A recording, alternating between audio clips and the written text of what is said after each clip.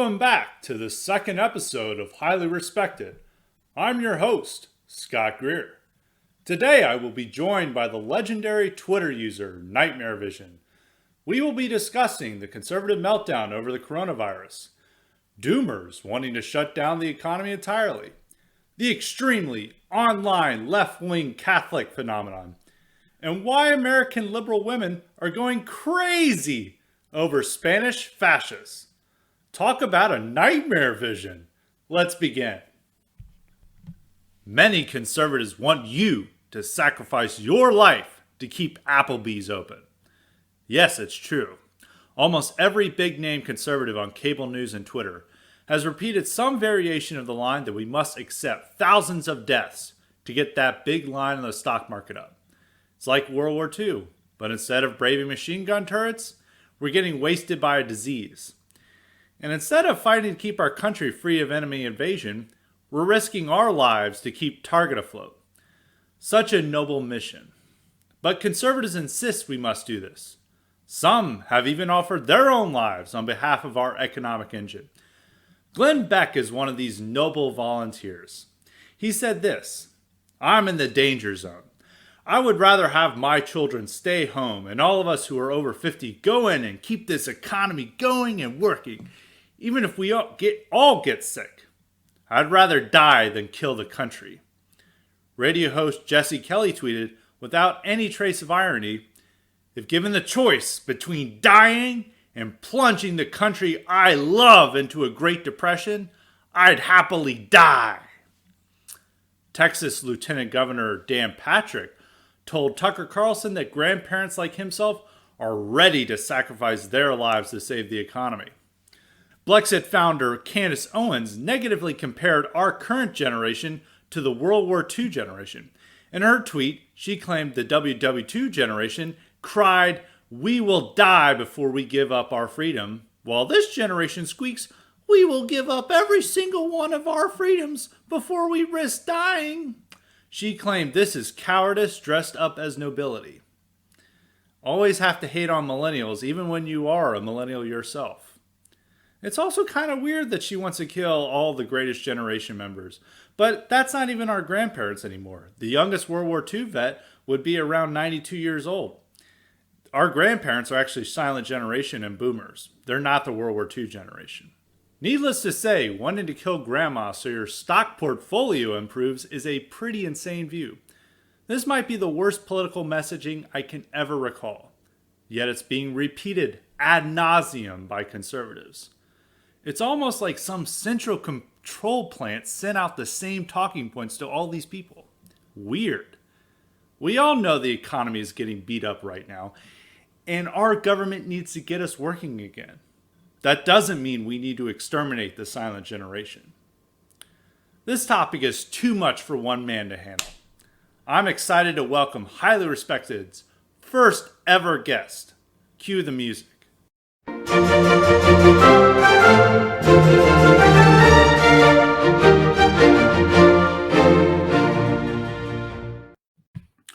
All right, joining me to discuss this and other important issues today is Nightmare Vision. It's true. Hello. He is actually an owl and has lived in the forests of New England for hundreds of years, haunting the minds of liberal women for generations. So when you see his owl Avi, that is not a fake persona. That's really him. So sorry to dox him, but I had to reveal it to our listeners. That's okay. Anyway, he tweets at the handle, "God close my eyes." Nightmare, welcome to the program. Thank you for having me. It's great to be here. And yeah, I can't believe that I had to clarify that. I thought all of that biographical information was just clear about me from my Twitter profile. He's an ancient, powerful being, and he finds the time to post a lot of great content on Twitter. So we're happy to have him on Twitter and on this program today. Thank you. First question, Nightmare. Why do conservatives want to sacrifice Granny for the big line? Do you think this is like some deep neurosis conservatives have? Yeah, it's been very interesting to see the I feel like clearly coordinated conservative reaction to the spread of the virus, or rather how Trump should be reacting to the spread of the virus, right? Like, I think that I don't know what degree of influence they have over the Trump administration, but it's clear that like a lot of these big personalities were they're intentionally spreading, they're like staying on message, so to speak, when it comes to talking about like whether the economy should take precedence over treating this as like a serious pandemic and viral plague. But in another way, another interesting aspect of this is that this is kind of very standard conservative politics from a certain angle. And what I mean by that is that what you have are, talk radio hosts and, big Twitter social media presences like, Ben Shapiro and Matt Walsh, and they're all, Glenn Beck, comically enough, talking about how, we need to do everything we can to fix the economy and to prevent the economy from crashing. And what they want you to think when they say the economy is the, mom and pop store, so to speak. It's kind of like at this point, it's a mythical construct in a lot of ways. And that if we, take enough precautions, which I guess is possible, I'm not even disputing that like small businesses would suffer and people would eventually, in this country, we would experience basically a depression. And the fallout from that could be even materially worse than a pandemic. And I don't think, I think that by itself, that's like a reasonable argument. That's not something that's far-fetched. But what makes it so standard for like the conservative Republican playbook is that the skepticism toward the economy doesn't really materialize in that fashion. And they're trying to misdirect it in that way, which is similar to how conservative politics and Republican politics normally proceed. So they're really defending, large businesses, multinational corporations, but they're doing it under the veneer of, defending the mom and pop shop down the street. And so everybody kind of suspects this at this point, right? That like when we talk about bailing out businesses and when we talk about fixing the economy from the perspective of Washington, D.C., that means, trillions of dollars like clandestinely being funneled into the accounts of like Boeing or Wall Street hedge funds or, like Amazon and like Jeff Bezos and something like that. And so we got to save Delta too. We got to save the airlines. Yeah, exactly. And so, but what they want you to believe is that this is, when we're talking about the economy, we're talking about like the average Joe who might not be able to make rent or something like that. And this is kind of the standard conservative playbook for decades now, where their rhetoric is about this kind of like heartland America and, defending the little guy, all under the guise of, economic rhetoric. But it all manifests in Washington as tons, just like unfathomable quantities of money being poured into, big business, CEOs, and again, like Wall Street. And so this kind of ambiguity on the term economy, Republicans and conservatives have been getting mileage out of this for a very long time. And so in a way, the pandemic is kind of just another example of that, except I would say, I guess it's a bit more dramatic. It's coming into stark relief at this point. And a lot of conservatives were opposed to the idea of giving everyone, $1,000 or $2,000 a month. It's like, this is not right. You got to give it straight to businesses. We got to get the businesses afloat so they can employ people. But a lot of these businesses no longer have the power to employ people, and they need money just to survive. And they're going to have to cut employees no matter what. Yet they make this argument that you don't deserve $1,000 a month. And some people were even going on, we're selling ourselves into slavery for $1,000 a month. This is tyranny. Like, we rose up for much less against the British, and there's like this hyperbolic rhetoric going on. I mean, and it's like very funny that the only references they can think of is World War II here. Everything comes back to World War II. It's like, this response has to be like, we're all storming Iwo Jima, but instead we're all going to Walmart and TGI Fridays just to keep the economy going. And, if you start coughing and grandma dies, well, that's just the necessary cost. It's like your buddy storming the beach. If he gets shot down, we're doing this for America. If you're eating at TGI Fridays or Applebee's and you all get sick and die, well, that's just the necessary cost to get the big line up. Thank you for your It's not. service. Yeah, and they make it like this dramatic thing, and some of these people even willing to sacrifice their own lives, like Jesse Kelly and others, it's like, what? Come on, man. Like, this is, do you have any hint of self-awareness? This makes you look ridiculous. This is just terrible political messaging. I mean, there is like, I sympathize with the argument that we have to get the economy moving again. Otherwise, we could be in the middle of another Great Depression. We cannot go under quarantine for, probably another 2 months or something like that. I think we really do need to have this conversation probably around mid to late April, Yes. about how we have to get it. I mean, we might not be able to just how the virus is going, but, we've only had 1 week of quarantine. Like, we shouldn't be having this conversation up until like maybe April. And like, I think it's appropriate time after Easter, but it's only been 1 week. Italy. Look, Scott, Yeah. this is all because they got tired of telling troops thank you for your service when they would go to Applebee's and Chili's, and now the troops are going to have to stand up when they see you at Applebee's, and they're going to have to thank you. I want my for your salute. service. It's like, yes, I am coughing everywhere, but I am helping the economy right now. Respect my service. I mean, Just a whole line of Marines just saluting the Domino's pizza delivery guy. It's like, thank you for keeping this economy running. And it's so, it's so crass to just imagine that this is all done to help out like the big executives. And we're having to bail out companies that everyone hates again, like Boeing and all these companies that are part of the military industrial complex. And Yes. while at the same time, people were mad about UBI, but you could just say that this is a bailout for America. We bailed out the corporations in 2008, and now we're bailing out normal Americans. But they're just such an everything has to be about the economy with a lot of these conservatives. I mean, when they talk about tax breaks and regulations, it all becomes back to an economic philosophy, and liberalism succeeds much more so than conservatism in America, because it's not so much obsessed with the economy. Like in everything, and even when they talk about economics, it's always a moral issue. It's like, well, we need to help people.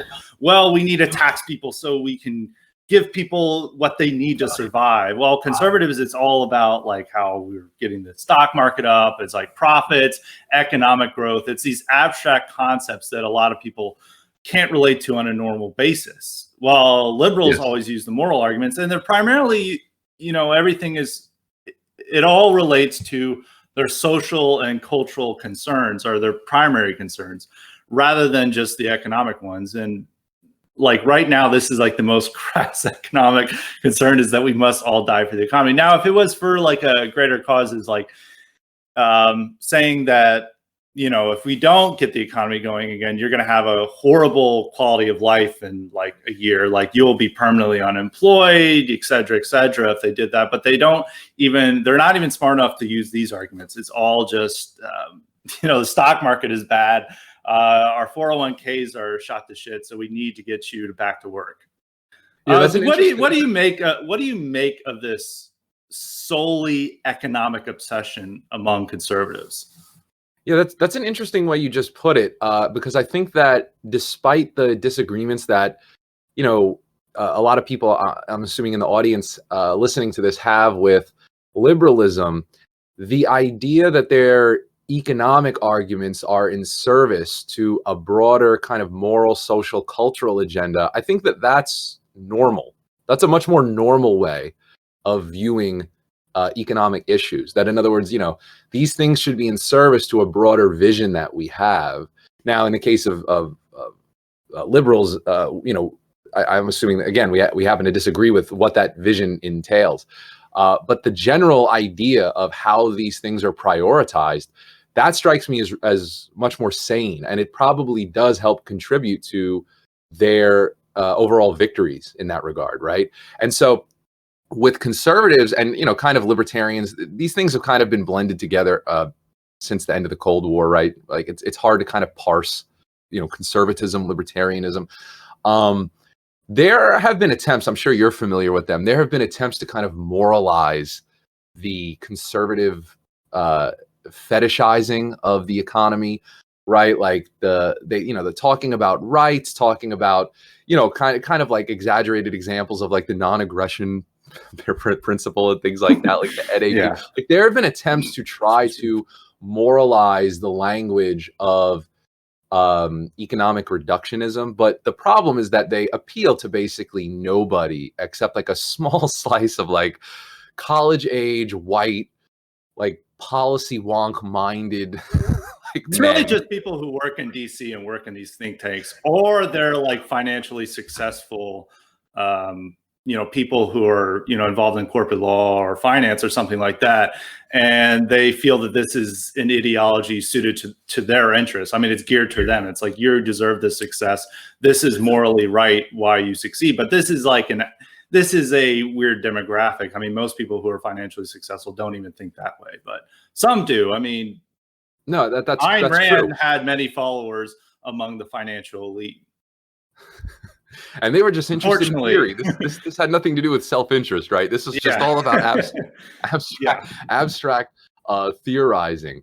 And then the other thing you said, the conservatives talking about, like the World War II generation, et cetera. I mean, that's kind of, Candace Owens said something about how, the elderly were the World War II generation today still. And I just thought that was kind of an odd statement to me. I don't know if that's even true anymore. As a matter of fact, I said this earlier, but the youngest World War II veteran would be 92 years old today, and that's like the youngest one. That's like somebody that like was born in like summer of 1927, and they were drafted and shipped off to fight at Okinawa, or I think Okinawa was one of the last. Correct me if I'm wrong. I think Okinawa was one of the final battles, but it's like sometime around then. And most of them are in their mid-90s, and there's not many of them around. I mean, most of the people are boomers and silent generation types. And not that many boomers compared, percentage-wise with the greatest generation served in Vietnam. I mean, most of them were, like this generation was like wanted free love, but you guys just want life or something. Comparing something like that, it's like boomers were willing to go out to Studio 54, but you just want to stay home and stay away from the disease. That's pathetic. I don't know necessarily what the the generational milestones of the current elderly would be. But yeah, I mean, the disease is threatens people who are at least 60. So that could be somebody who was born in 1960. That's definitely not somebody who served in World War II or even served in Vietnam. Yet we still have this image of the elderly as all World War II generation. Same with the young as all millennials. I mean, young people are going to be millennials for another 10 years. Even after like people in college are after Generation Z. I think they're called Generation Alpha. Like we're still going to be calling them millennials for aeons, and millennials could be in their 50s and we're still going to be referred to the youth. Even though right now millennials are in their mid 30s and they can have kids and they still qualify as millennials. Yeah, those damn kids, not wanting to take responsibility and having kids and a mortgage and stuff. But the one thing I want to say is that conservatives, a lot of this economic rhetoric is saying that citizens exist to serve the economy, not the other way around. And a lot of people find that revolting. I mean, there's been much disgruntlement with these statements said in the media, like such as Dan Patrick, the Texas Lieutenant Governor's statement that grandparents are willing to sacrifice themselves. Like I keep repeating this. It's very crass, and it imagines we'll have a few little speakos like that. It imagines that we all just exist to serve the economy, not the other way around. And Trump in 2016 was able to capture the nation's imagination by saying that, no, the economy exists to serve its people, not the other way around. And conservatives are going to continue to lose. Do you think that like the coronavirus outbreak may be the death of this old timey conservatism that imagines that, business über alles and we must all exist to serve the economy? Well, I mean, as long as the money's flowing into propping up these personalities, think tanks, and organizations, probably not. Because, I mean, I would love to say yes, but I hoped that that would have happened in 2016, and I'm sure you remember that there was a moment where it did feel like conservatism was basically on its way out, and that we were going to see new faces and hear new voices and things like that.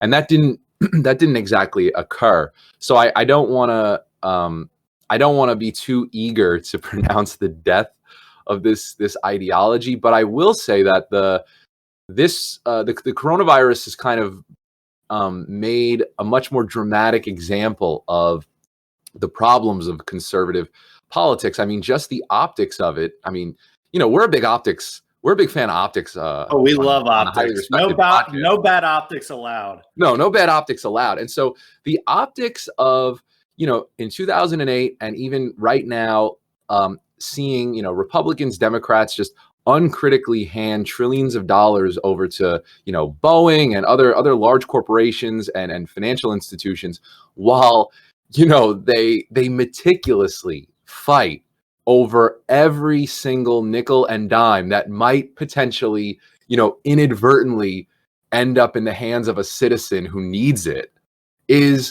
I can't think of anything more bad optics than that. Like it looks like on its face, it like justifies like some sort of revolution. I mean, it's so bad to have these people just writing checks, or I guess, transferring digital funds in like untold quantities. And then when it comes to like $1,000 or $2,000, which isn't maybe even enough for a lot of people, all of a sudden the politicians are like, they become like just the most, greedy money counters. And it looks like you're prying dollars from their belt frozen tighten dead at that fingers. moment. What? We need a belt tighten at that moment. Yeah, all of a sudden they're talking about, and then the conservatives come in. Remember, conservatives are completely quiet and completely ineffective and impotent, regarding their ability to even oppose or make noise about all of the money going to, big business. But they always jump in and provide the rhetorical defense for the politicians refusing to do anything for the people. That's when it becomes like, oh, this is socialism. You're going to steal my money. Like, you'll never see conservative, not politicians, but conservative personalities, chiding big businesses for stealing people's money through like tax breaks and things like that. But when it comes to, like a potential like temporary UBI or something like that, all of a sudden the conversation shifts to like, oh, you're taking the bread out of, Matt Walsh's son's mouth, in order to feed your starving child. Like, how dare you? That's socialism, sir. And you just can't even understand that, how these people don't understand how bad that looks, which leads you to believe that, well, maybe they do, but the people paying them to talk are kind of giving them a general outline of talking points or what they want to hear from them. I know that sounds a little bit cynical, but it's just to illustrate the point that this looks so bad, like you said, at a general level, and even in the specifics we just covered, that, it kind of makes you suspicious about, like, do they really not understand how bad this looks? So I just have to wonder. And I wonder too, and a lot of these financial elites don't even share that agreement. They say, no, we cannot break the quarantine in a week or two. They told Trump that because Trump was considering this. And I think that's where a lot of that messaging came from, is that Trump was considering this. And then investors like, yeah, we definitely can't do this. Please do not promote this idea. So this is showing that they're serving a cause that even like the people who would benefit the most realize it's a stupid idea. But I want to move on to a different subject. At this time, we're going to show off our radical centrist bona fides, or we might. Nightmare might take a different position for me. But on the flip side of conservatives demanding blood for the economic god, there are many leftists and some right-wing Twitter accounts who want the economy to collapse and the quarantine to last for many months. They don't care at all about the economic effects, none whatsoever. What do you make of this? Our gracious host to allow me a tentative defense of the doomer position on the coronavirus quarantining. Not that I think that acknowledging that real damage. This is the free market of ideas. We allow dangerous ideas here. This is the real Quillette. Exactly. I like you said earlier, I don't know, like Easter or 2 months from now, the idea that real damage can be done, I think is sensible. You know what I mean? I think that's very reasonable to believe, and that eventually the economy, quote unquote, won't be a reference to Boeing. Very soon, it already is to a small extent. It will be mostly referencing the average person, people unable to make rent, et cetera, et cetera. But just to bring up 2016 again, when we talk about criticizing conservatives' inability to sell their economic vision under a moral rubric, Trump was able to do that pretty successfully. He was able to kind of have that populist message that was the first in my lifetime, in our lifetime at least, successful attempt to have a moral vision for the country that under which the economy was subsumed, that wasn't just like straight basic liberalism or progressivism or even just democratic socialism. And it was very successful. And the reason I bring up 2016 was because it was kind of a moment where before you couldn't imagine something like that happening. And when you look back at it, you kind of feel like there were opportunities that arose then that were very valuable in hindsight. This kind of reminds me of that. And that's why I kind of want to stick my neck out for the doomer position just a little bit, because I don't think that, I don't deny that like a prolonged quarantine could do real damage. And I don't know if anyone would deny that. But, something like having a UBI would never have been entertained just like a month ago. And now we have the president of the United States, he's Yang Gang temporarily, he's talking to Andrew Yang and stuff like that. And look, I don't think it's going to just be a flat UBI. I don't know what passed, like just even today, the whole Trump bucks thing or whatever, the stimulus package. But the idea is that, there are these moments where normalcy becomes suspended and people's imaginations start to branch out a little bit. And I think this is one of those moments. So I don't really want any real damage to occur. But I mean, to the extent that possibilities can arise out of this scenario that, I guess you maybe want to call them silver linings. I don't know if it takes like a global pandemic to get those rolling, but I do kind of want to support those things in a in like an abstract way. And I don't want people to actually get sick, but you understand what I'm saying? Yeah, no, I understand what you're saying. There is certainly a silver lining here that libertarian stupidity is being put out the pasture. Like nobody wants to a libertarian solution. Like we'll just let the free market handle it here. While the free market is begging for a bailout. Like this really does show how libertarianism doesn't work at all in a crisis. And at any time when we're in a serious situation such as war, pandemic, or anything else, you want the government to come in and intervene and solve this problem. I mean, we didn't rely on the free market to win World War II. And even, there was people then who were trying to resist the government's dictates of like, you have to manufacture this. There's a famous photo of Army soldiers carrying out an elderly factory owner who was like, I'm not bowing down before your dictates. So they sent in the army and they arrested him and they carried him off in a chair. And tyranny. Again, yeah, it's real tyranny. But due to those efforts, we were able to win the war. And it's the same in all these other situations. If you ever have a serious situation, you don't turn to libertarian solutions. At the same time, some of these folks this is just people on Twitter and people are posting irony and doing it for shock value. But a lot of people are like, screw small business. I hope it dies. And all these other things that like, yes, we shouldn't all die for the economy, but we do have to realize we need small businesses and others to keep the economy afloat. And if they all disappear, then it's not going to be necessarily good. But you may have a different opinion. Who do you think are politically wise and ideological wise, who benefits the most from an economic crisis caused by the pandemic? That's an interesting question, because I actually couldn't tell you particularly who benefits right now. But I would say that those in power definitely have the ability. And I mean, just to really pile on conservatives here once more, they have the Republicans, conservatives for a decade plus have been congratulating themselves on their realization that, the Democrats have been following the Saul Alinsky rules for radicals playbook.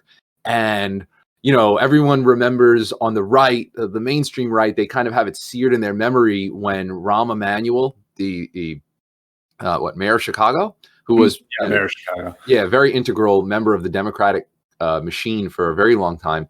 He was giving an interview and he said the phrase, "You never let a crisis go to waste."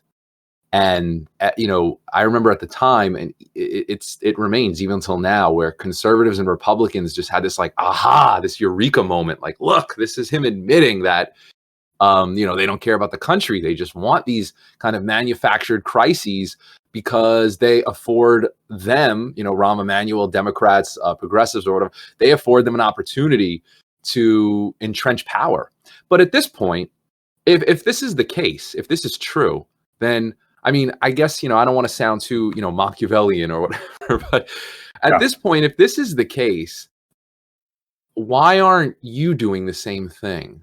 You know what I mean? Like, why aren't you letting no crisis go to waste? If the idea is that a crisis affords an opportunity to people to, kind of rearrange the deck chairs in the more permanent fashion, then if every time it happens, the other guy does it successfully, why, what am I supposed to do at this point? I'm just going to kind of berate you for not taking the opportunity to do it yourself, So I don't know exactly who benefits over a long period of time. I would say that a lot of institutions may start to have their credibility seriously damaged by this. The media is trying to save face drastically right now, and it's really difficult. They're trying to lie about what they were saying about the virus just they're flat out lying 2 ago, and they're denying it and ignoring it and they were laughing at anyone who was saying that this is going to be an issue, and then they're just saying, oh, this is all Trump's fault. There was a great tweet, I believe from Wesley Yang, who's kind of some intellectual dark web figure, I believe. I'm not, I see he's published by Washington Examiner and Quillette and stuff, but he had this great tweet about showing all these New York officials in February and March, including de Blasio, saying go out and have fun, show that coronavirus will not impact you. And all these same people are blaming Trump for everything, but all the level of incompetence and disregard for this crisis was at every level of government. There was no Democrat who was in late January or early February who was saying this is going to be a serious crisis. Every outlet was telling you that the flu is a bigger threat, and yet at this time it's all got to be Trump's fault. So I don't even think people are believing it, because Trump's approval rating for handling the crisis is at 60% right now, and the media is so mad about it that they're not going to show his press conferences anymore. It is difficult to say who's going to benefit from the crisis. And a lot of people think that it's, not good optics, so to speak, to even contemplate this. But we are in an election year, and this will have some impact on the election. Whether what it is going to be the effect, it's unclear at this moment. I don't think Biden is the right candidate to run. I do think right now, Joe Biden, I have to say this, he already did to an extent, but he has never looked more irrelevant as a public figure than he does now. I mean, in many ways, you can say that as of now, the election is Donald Trump versus coronavirus, not Donald Trump versus Joe Biden, He's like a yo-yo, Jack. It's I love that they have to bring out Biden, and he thinks he's doing a pre-recorded interview. He's oh, just stop it. And then all the interviewers are beaming, they're so fake. They're oh, this is so normal. Where he's who am I talking to again? Where am I? It's oh, Joe, that's really funny. This is so normal presidential. They're just going to have to lie about Joe Biden's mental state. Joe Biden is terrible candidate to run. I don't know how much better Bernie would be. Bernie has his mental faculties. mostly together, and he would be having a better message than Biden. I mean, Biden can't even do a TV interview without it turning into an embarrassment. And then he can't even do a pre-recorded video interview, or video message, so to speak, without it going haywire. So Biden does not present like somebody you want in charge during a crisis because he can't even remember where he is. No. And I think Trump will benefit from that. And his approval ratings are so far so good. The main issue is going to be the economic effects and whether they will still last until fall and people turn on him in that regard. But I don't know if Biden will necessarily make that message because, their strategy is basically keep Biden away from the public eye for so long, and then Trump just implodes. And they tried this in 2016 with Hillary. I mean, Hillary was not in great health and was Biden is at least likable, but she was not in great health. She couldn't campaign as much as Trump. And they just hit her the whole time, didn't send her out to states she needed to campaign in, and she lost. And I think we're going to see that again in this year. I mean, if they make Biden campaign heavily, I'm pretty sure he's going to have a health issue, and he might be incapacitated by the time of the election. But we'll have to see who this benefits. But we're going to switch from coronavirus to a different topic, but on to the presidential election and Joe Biden's chief opponent, who's still in the race, Bernie Sanders, and he has a unique support block that I don't think is that big, but a lot of journalists and people on Twitter care a lot about. I want to talk about the extremely online left-wing Catholics.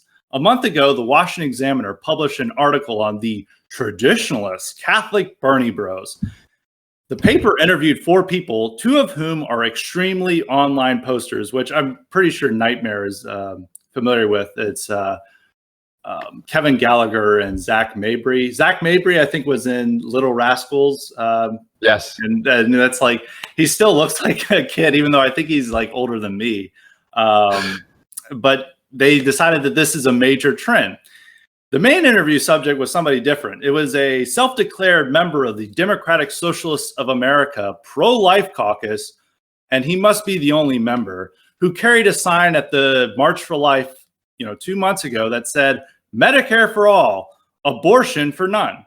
The article claims this is a real trend of traditionalist Catholic Bernie Bros, and they make up a not insignificant part of Bernie's base. But they relied on zero data to support this point. So Nightmare, why do you think these left Caths support a candidate who says abortion is healthcare and also says pro-lifers have no place in the Democratic Party? It's a very interesting question, and it has a history to it. So I'll just briefly kind of give an outline of where I think this phenomena comes from. I think that you can kind of see leftist Catholics as almost the cousins of their similar aged right-wing counterparts. And what I mean by that is that all of these groups grew up in a post-Vatican II Catholic world where you had essentially 2 groups. You had, garden variety liberal Catholics, and then you had the more Orthodox Catholics in American life who basically decided to get into bed with conservatism and the Republican Party kind of through Republican politics. And, they have numbers, but as an intellectual exercise, nobody respects liberal Catholicism, right? Like the kind of idea of, like Susan from the parish council, just, engaging in like normal Democrat politics for like Hillary Clinton. And like Nancy Pelosi and Joe Biden are actually, and the Kennedy family are kind of like the epitome of that. But that is really an older generation group that's and so no longer really around that much anymore.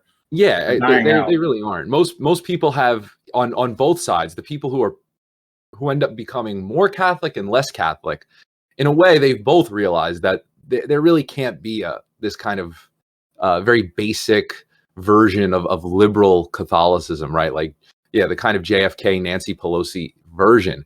And so a lot of Catholics started to have to search for how they wanted to present their beliefs or what they actually did believe in the wake of the dominance of this kind of conservative alliance with Catholicism. And so I don't know if people in your audience are familiar, but you had magazines like First Things, which were founded by First Things was founded by a priest, Richard John Newhouse, who And in he a was lot of ways, Lutheran at the time when it was founded. yes, he was. And he, in a way, represented in his person, in his intellectual work, this kind of bridging between, I guess you want to call it classical liberalism. So to distinguish it from the kind of like post 1960s, what we call liberalism, kind of libertarianism, conservatism, and pluralism, multiculturalism, all these things with Christianity and more specifically with Catholicism. And so, this is where, we get our impression of what it is to be a conservative, right? So like you're this rabid economic libertarian, but you're also like rabidly anti-abortion, so like even Ben Shapiro, in a way, he is an Orthodox Jew, but he's also like rabidly pro-life. And, there isn't a huge strain of pro-life thought in Judaism, really. Being pro-life is not a seminal part of Jewish identity, whether he knows it or not, right? Like Ben Shapiro and the rest of American conservatism, they basically inherited their anti-abortion stance from the injection of Catholicism into American conservatism. And that was the same. That was the same with evangelicals. I mean, there was not that much. The chief opposing force against abortion when in the early 70s was the Catholic Church.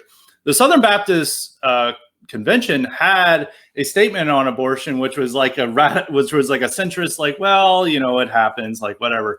And then the SBC has become one of the most radically pro-life movements. I mean, without like the Southern Baptists and other conservative Protestants, we would all have like third trimester, like abortion, like would be more unlimited than it is today. There would be no pro-life movement at all. I mean, the pro-life movement depends primarily on evangelicals. I mean, when you see the chief abortion restrictions happening in America occur in deep southern states where there are few Catholics, and a lot of those Catholics there are liberal Catholics, and it primarily comes from evangelicals. And a lot of these left cats hate this fusionism with evangelicals. Like evangelicals are not our allies, they're too libertarian or whatever.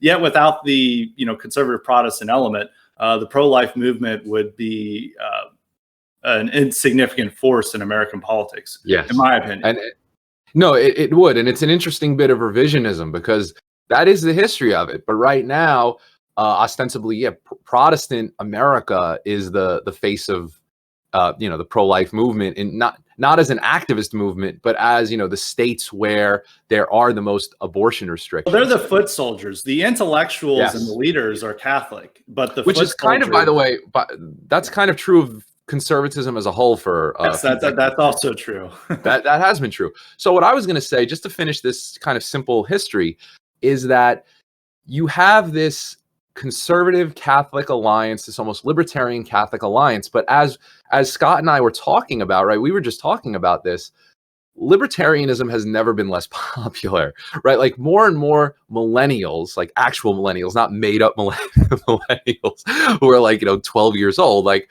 people in their mid 20s and mid 30s, they have never been more cognizant of the failures of classical libertarian anthropology, the way they look at politics, the way they look at economics, right? Like, and that's true of young right-wingers that supported Donald Trump, right? They're not very they're not libertarian ideologues by any stretch.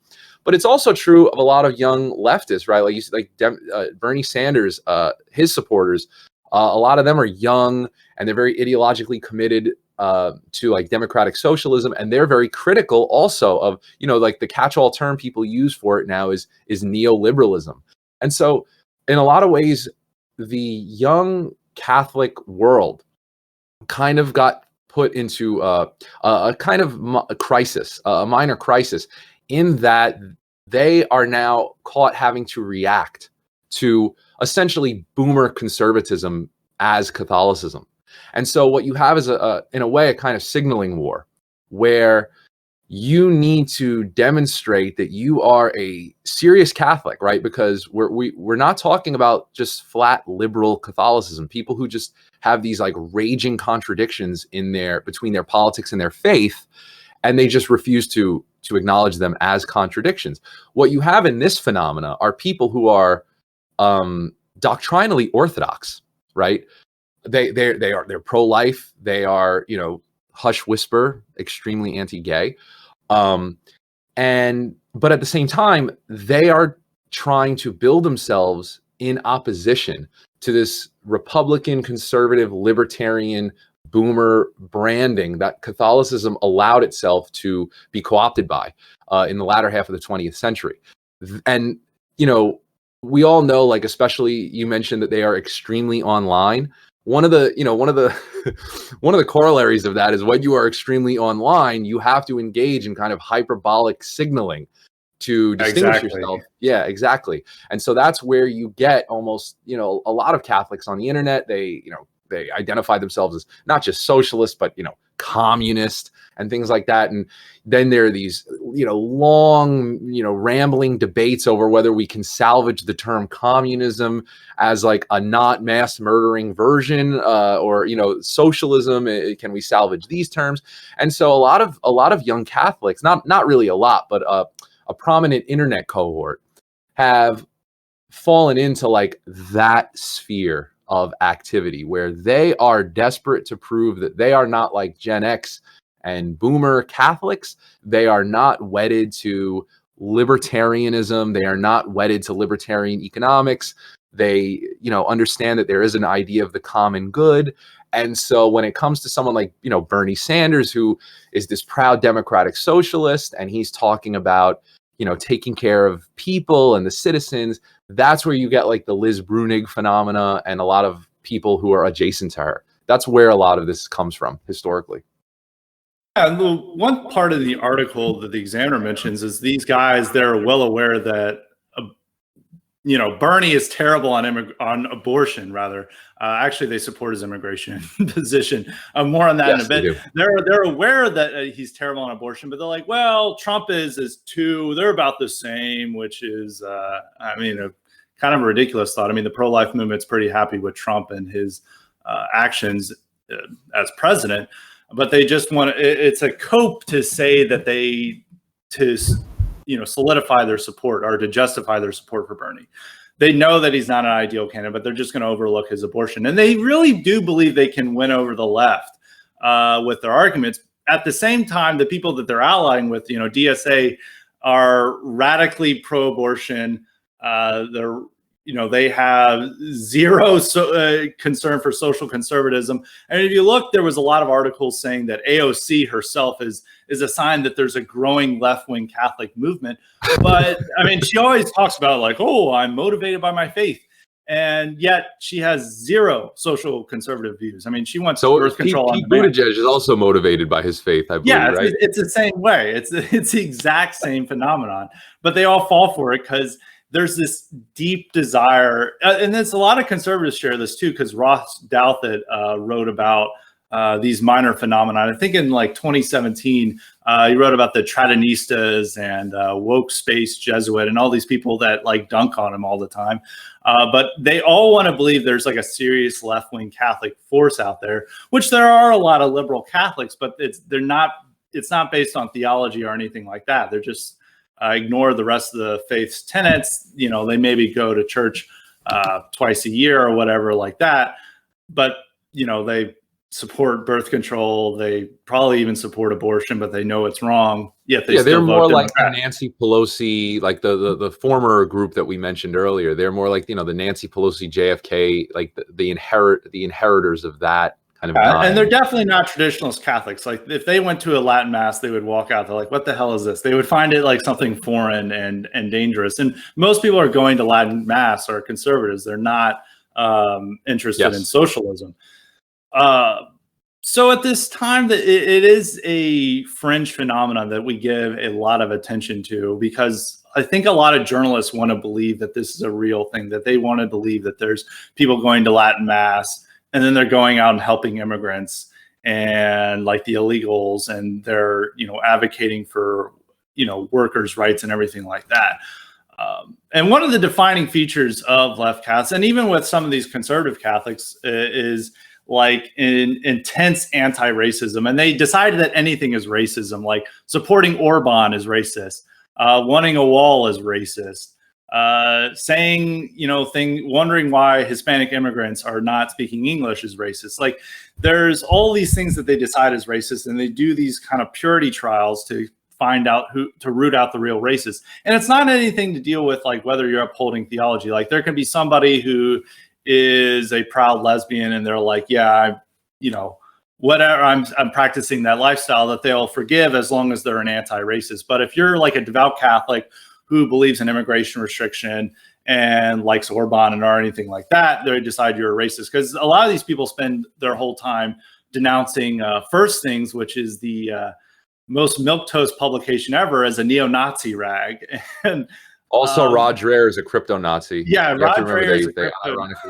Rod Dreher, America's favorite middle-aged travel blogger, is actually a secret fascist. He haunts their imaginations in an unbelievable way. Like these people are the people they think are like racist fascists are like the most like biggest dorks on. They're like so harmless, but it's a desire that they have to separate themselves from them. And they're like, these are racist. We're not. We have one Hispanic guy we hang out with, and like, it's okay if you're like, gay and you're sexually active and you've had it, and you probably don't believe that abortion should be banned. Like Liz Brunig, she does not believe abortion should be banned. That's okay as long as you're like anti-racist and support open borders. And one of the interesting aspects of this is, not to interrupt, but just when you brought up Liz Brunig is interesting in as much as she embodies exactly how this approach would fare in public, exposed to a broader audience. And it's a colossal failure. Liz Brunig is hated by hardcore leftists. She is rejected by people who are in the DSA. She has no friends in this regard, but also people on the right, the older right, they don't like her either. She has no clever rhetorical out for her contradictory positions on abortion, on feminism, the Me Too movement, which she was a huge advocate for, things like that. She has no like insightful, brilliant third way out of these things. She just holds contradictory beliefs and gets mocked and called out for them all the time and has no response to it. And that's exactly how this would fare more broadly, with public exposure.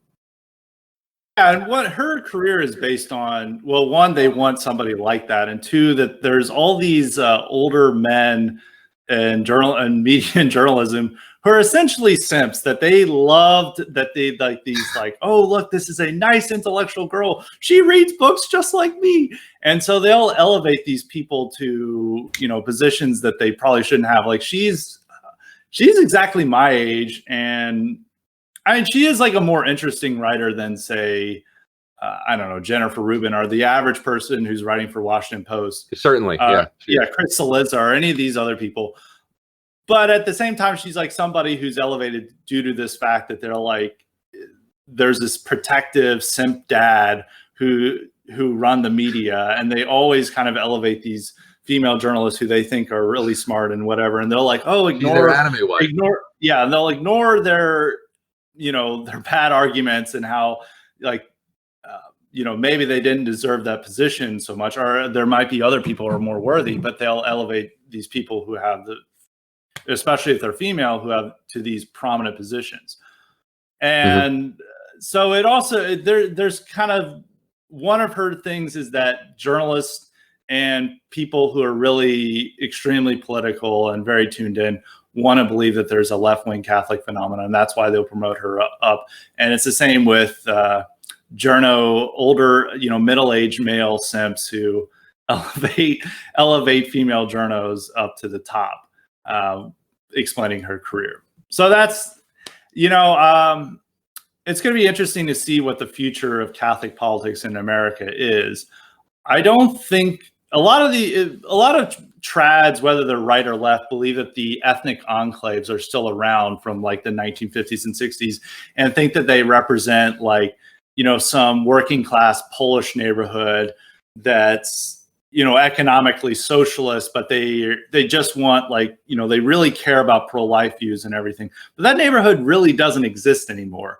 And a lot of these voters are more motivated by immigration and identity issues, not necessarily pro-life. I mean, they are pro-life. They do oppose abortion, but they're not motivated to go to the polls by euthanasia or any of these type of issues that, Catholic intellectuals care more about. I mean, Catholic intellectuals are very squeamish around immigration, even though there are people like First Things, which was initially founded because of, Newhouse's opposition to paleo-conservatives, support for immigration restriction and everything like that. And, First Things was always an immigration booster magazine, and now it's publishing the Catholic case for immigration restriction.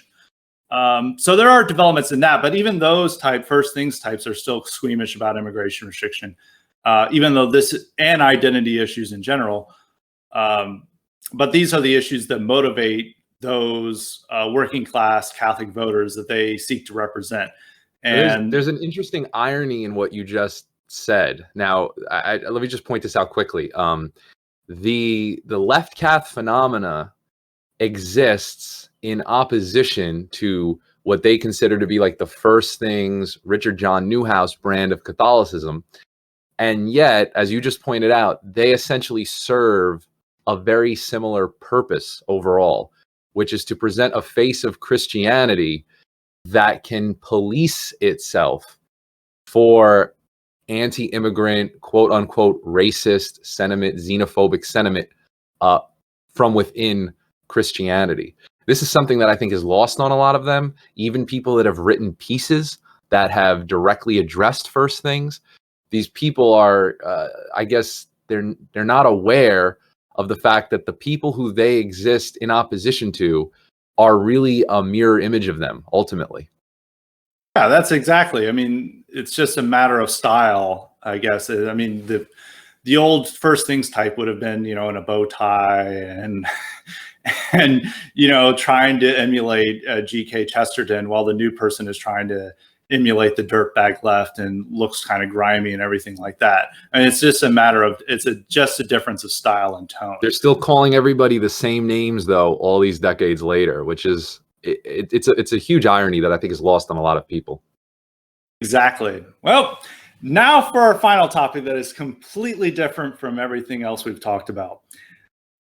Quarantine has got lefty women acting really funny. Writer Jill Filipovich, who may be the ultimate awful. And I have to say, as an aside, she is so cringe. She's writing a book called Okay Boomer, yet she is like 37 years old. This is once again like anyone who's continuing to say Okay Boomer right now is a millennial or Gen Xer engaging in cultural appropriation and trying to hide the fact that they are middle-aged themselves. And a lot of the animosity towards boomers really should be directed towards Gen Xers and people who are middle-aged. But enough digression, just needed to say that about Filipovich. She, a few days ago, posted an insanely thirsty message about the Spanish Legion.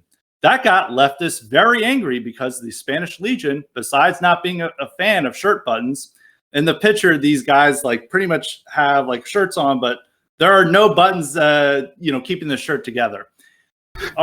The Legion is strongly associated with the Franco regime and was a key element in the nationalist forces during the Spanish Civil War.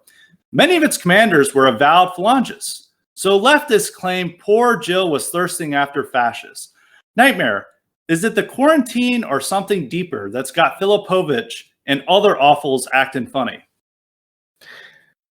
I've heard it say that every woman adores a fascist, and I never believed it myself. I think that's a disgusting sentiment. How dare people condone such reactionary thinking?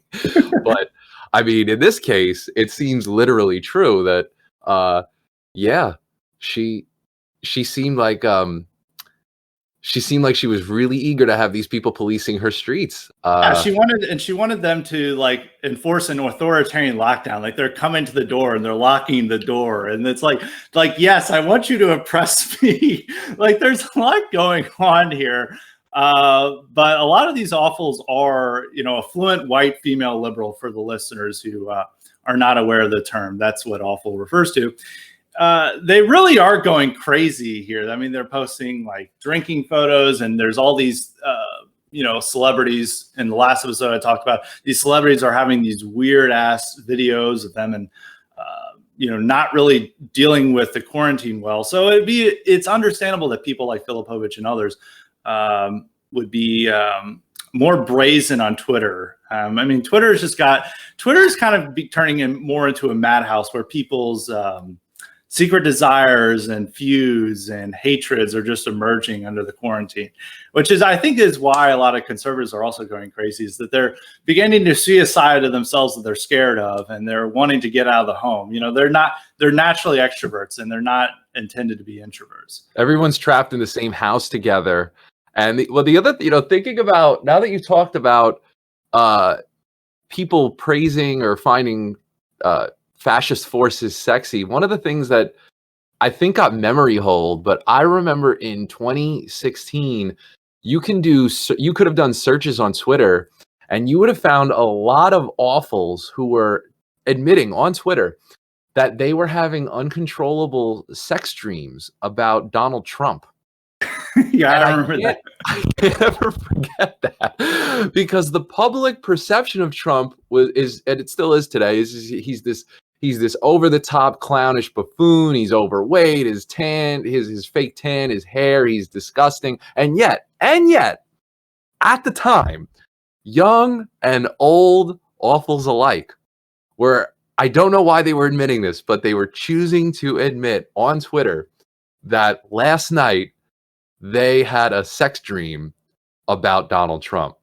So it really goes much deeper than we think. And there's something deeply wrong with awfuls that requires that's the real health emergency, I think, in America, which hopefully Trump addresses this. But that goes on a similar note to what you're explaining, is the female host of the popular left-wing podcast Red Scare said they found Steve Bannon dead sexy.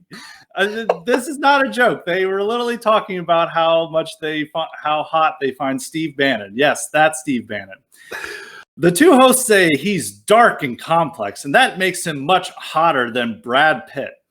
However, they may have been partially joking, but still, this was a very weird segment they had for 2 minutes talking about how they love Steve Bannon, and they're like, he's so complex. There's just something to him.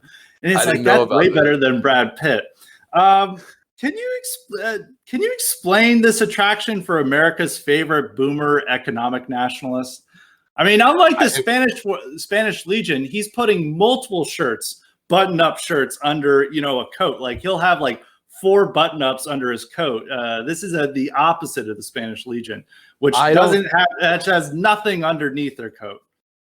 I don't know, Scott, whether it's the hair or the alcoholism. But he's actually fact check. He is actually sober. I think. Oh, congratulations! I didn't know that. Yeah, no. He's not an alcoholic. That's people perceive that. I think he just has bad skin condition and stuff. And he's he's Irish, so he's like naturally red faced and everything like that. But no, he's not. He's actually like a health nut. He doesn't drink at all. I don't know I think if he had ever gone through a bout of alcoholism, he would have explained that. I mean, it's like Tucker. Like Tucker doesn't drink at all either. There's a surprising amount of teetotalers. Trump doesn't drink either. What's all these powerful? Yeah, that's right. All our national. If you want to be a serious national populist, you got to be a teetotaler, perhaps. But yes, sorry to interrupt you, but he's actually not. He doesn't drink alcohol. Then it has to be the hair. That's it. Either that or they're a fan of the War Room podcast. Yeah, the War Room pandemic now. Which, I mean, he's a talented media commentator. He knows how to brand. He knows how to give explosive quotes to the media.